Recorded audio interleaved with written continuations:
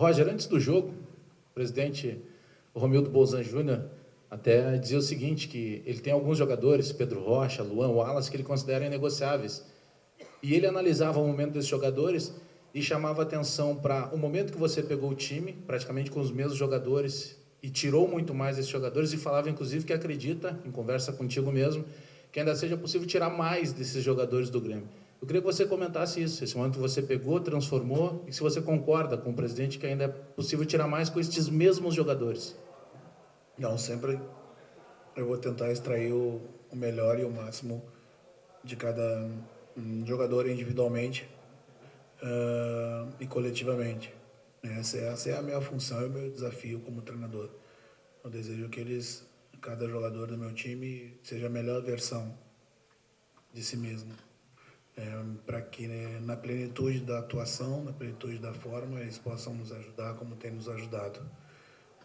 Isso é no dia a dia, no treinamento, imaginando e estruturando treinamentos que vão levar para o jogo, em alguns comportamentos, como foi o comportamento do nosso jogo de hoje, em que a gente sistematizou ontem no treinamento. A gente sabia que ia ser um jogo difícil, um jogo de quebra-cabeça, de xadrez, porque o Vasco viria fechado e a gente teria que fazer a bola bater nos corredores, no último terço do campo, para fazer entrar pelo outro lado, não insistir por dentro. E foi exatamente o desenho do nosso primeiro gol. Roger, ali no final do segundo tempo, quando o jogo se encaminhava para o final, o torcedor começou a gritar o teu nome. Queria saber se, como jogador, você lembra de um momento assim, onde a torcida gritou o teu nome também. Claro que deve estar lisonjeado com essa homenagem. E falar também sobre o posicionamento do Luan. Que com o Filipão, o Luan jogava um pouco mais aberto pelo lado direito, agora com você foi centralizado. Ora ele é referência, ora ele volta para tabelar com o Douglas, vem com a bola partindo de trás. Esse foi o grande diferencial no teu time, para fazer essa comparação que já foi feita tantas vezes, mas o Luan é o grande diferencial do time que você pegou para o time que você colocou agora na liderança? Modéstia à parte, já tinha ouvido outras vezes, né? Na década de 90 a gente foi muito vitorioso e isso não era tão raro acontecer. Mas ia ser muito bom. Hoje o público foi de 34 mil pessoas e foi muito bom. Nos incentivaram, nos apoiaram e na terça-feira, nos jogos em casa, eu quero mais. Eu quero que o nosso torcedor venha e se comporte da mesma forma. Por vezes, em alguns momentos, eu percebo o torcedor ansioso quando a gente ganha o último terço do campo, pede que a gente jogue a bola na área. Calma, não precisa jogar bola lá de qualquer jeito. Eu vou criar alternativa para que eu chegue na linha de fundo na melhor condição. E aí sim eu bote a bola na área. Ficar com ela, eu estou me defendendo também. Acredite na nossa proposta, no nosso conceito, no que os jogadores estão fazendo dentro de campo, que está sendo a fidelidade da estrutura de trabalho que a gente planifica, e a vitória vai ser para eles ao final do jogo. Mas é sempre agradável, né, você ouvir seu nome gritado por 34 mil pessoas no estádio, vencendo uma partida que a gente sabia que ia ser difícil. O Luan, bom, eu já falei a respeito bastante do posicionamento do Luan. O que eu entendo com relação ao Luan? É um jogador que ele tem a facilidade de jogar nas funções da frente todas. Ele tem a vitória pessoal sobre o primeiro marcador, ele sempre tem, ou quase sempre tem. E um jogador com essa característica, o importante é tu tê-lo perto do gol, né? E como ele tem a facilidade para receber a bola entre linha do adversário, as costas dos volantes e a frente dos zagueiros, ele tem a facilidade de pegar, girar essa bola, e aí abre-se o mundo para ele jogar. E tem sido muito importante, mas tão importante quanto a movimentação do Luan são as alternâncias de movimentação, né? Se o Luan sai, se eu não ocupar aquele espaço que o Luan deixou dentro da área, a gente não ocupa o último terço do campo, principalmente a área de definição com mais jogadores. Então, o Juliano, ora aparece o Juliano, ora aparece o Pedro, ora aparece o Douglas. É essa movimentação constante que permite o desequilíbrio estrutural do adversário. Ô Roger, depois de 30 e tantos mil pessoas terem gritado o teu nome, as redes sociais não param. Tem coisa aqui do tipo assim, é o novo Tite, Roger Guardiola, é mito. Está saindo isso em relação a ti. Hoje foi um jogo em que a importância do treinador ela se viu muito fortemente. O intervalo do jogo mudou, o Grêmio achou caminhos que não estava achando no primeiro tempo. Tu julgas que foi o primeiro jogo desses que tu tens trabalhado aqui no Grêmio, que realmente o trabalho de intervalo foi fundamental para vencer um bloqueio que era muito forte, uma marcação que era muito forte? E o que tu fizesse nesse intervalo? Qual foi a orientação, o toque tático para conseguir fazer o resultado e a paciência que o Grêmio teve para chegar a ele? O que a gente tem como intervalo? O intervalo é muito curto, né, Zé? Você tem 15 minutos, mas na verdade você não tem os 15 minutos para falar com os atletas. São 5 minutos que eles estão entrando, tomam uma água, né, descansam. 5 minutos que efetivamente eu tenho para falar com eles e os 5 minutos que eles se reorganizam para voltar para o campo.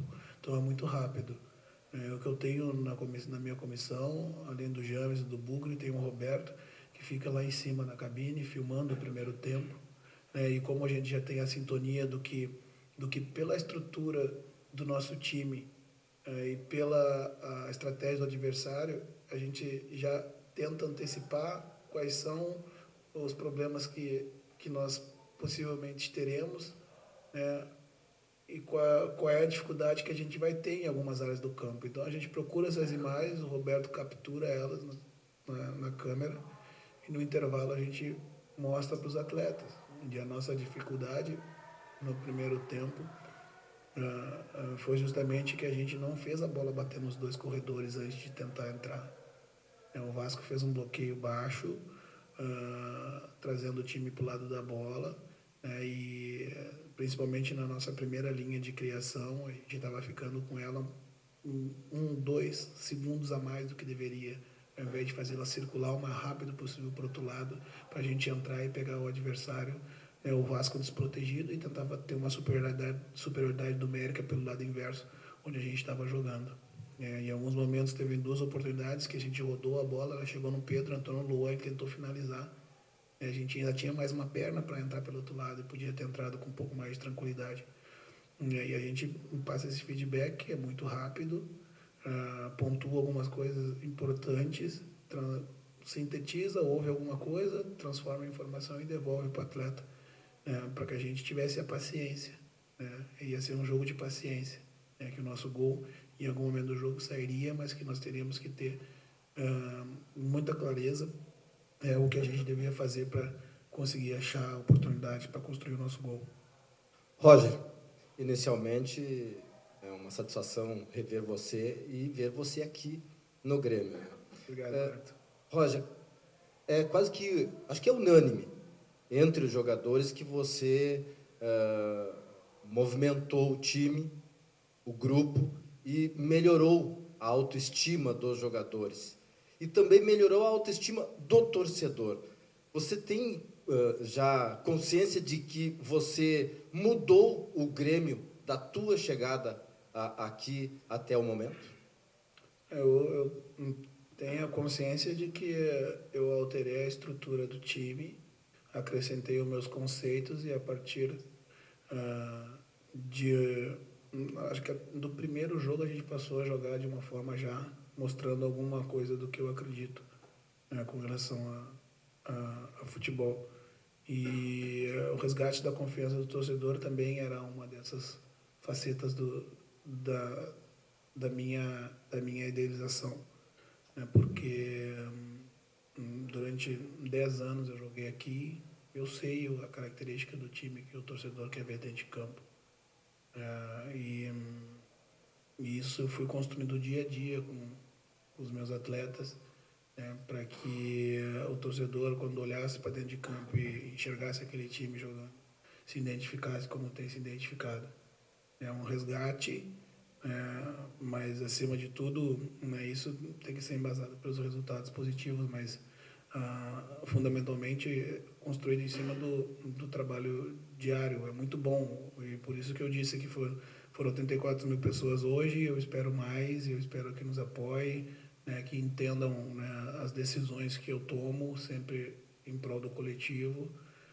E cada um de nós que é um torcedor, né, talvez haveriam 11 escalações diferentes, mas eu tenho que ser fiel às convicções que eu e a minha comissão temos, né, e o torcedor pode ter certeza que a gente vai procurar sempre fazer o melhor para o time, né, e consequentemente para o torcedor.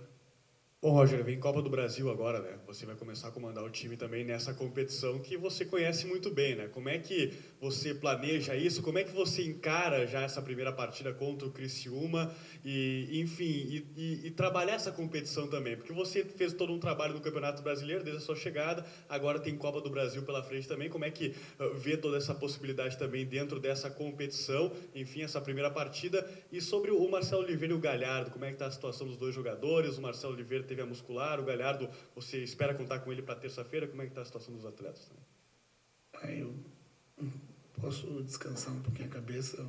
Amanhã eu dou outra coletiva e falo, né, na Copa do Brasil. Mas é difícil, por mais que tu não entre em campo e não tenha o desgaste físico e emocional. Para a gente estar à beira do campo tem um desgaste emocional muito grande.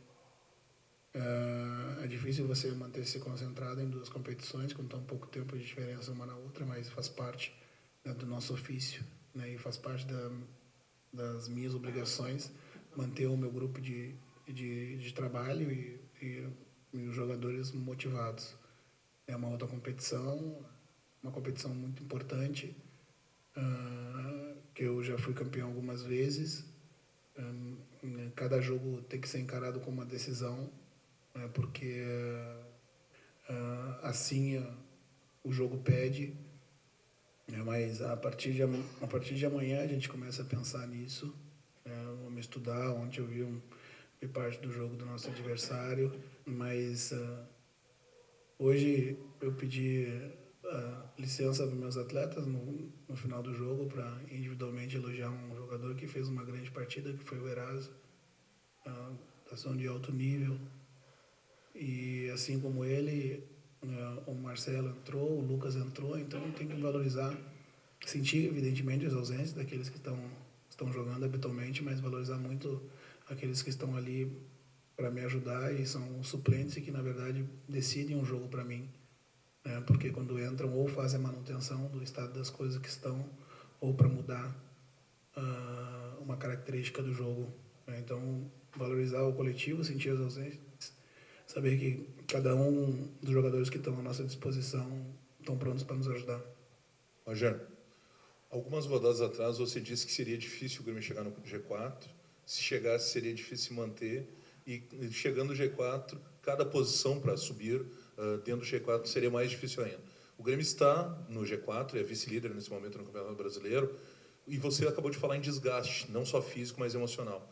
Você disse também que o Grêmio joga cada partida como se fosse uma decisão. Como evitar esse desgaste, não só físico, como emocional, como tu tem trabalhado isso a cada rodada? Dosando o treinamento, dando um tempo maior de recuperação dos atletas, para que eu tenha todo mundo nas melhores condições. A ideia é essa, com esse calendário que a gente tem, que é a nossa realidade, a gente tenta fazer o melhor, e dá para fazer. Você consegue, você tem que criar ferramentas e alternativas para manter-se no alto nível sempre. E aqueles que tiverem à minha disposição vão para o jogo. Roger, até pouco tempo, a imprensa como um todo, acho que os torcedores também, viam que o Grêmio tinha um bom time, mas o elenco era um pouco mais complicado. Você citou a entrada do Lucas, Ramon pelo lado direito, Marcelo Hermes pelo lado esquerdo. Eu falo hoje também do jogador Edinho, que até pouco tempo estava fora. Ele deu passe para o gol lá na Vila Belmiro, hoje roubou uma bola que foi fundamental para o segundo gol do Grêmio. O Grêmio tem grupo também para chegar a disputar não só o Campeonato Brasileiro, mas também a Copa do Brasil? Temos, evidente que temos. Essa informação, essa declaração nunca partiu da gente. né, que nós não tínhamos grupo. Nós temos um grupo grande, sim, é um grupo jovem, né, com alguns jogadores experientes e um grande número de jogadores jovens. E são esses jogadores jovens que estão entrando e dando a resposta que a gente precisa. Como eu disse, o meu trabalho como treinador é potencializar a capacidade de cada um. Se eu conseguir extrair o melhor, eu terei o melhor em campo. E quem está entrando dando a resposta, para mim, é o mais importante. Entrar bem, seguro, sabendo o que vai fazer. Diariamente eu dou treinamento igual para todos, porque todos precisam saber o que fazer quando entra em campo. E o resultado até esse momento está sendo bom. O que eu espero é que a gente mantenha assim. Roger, boa noite.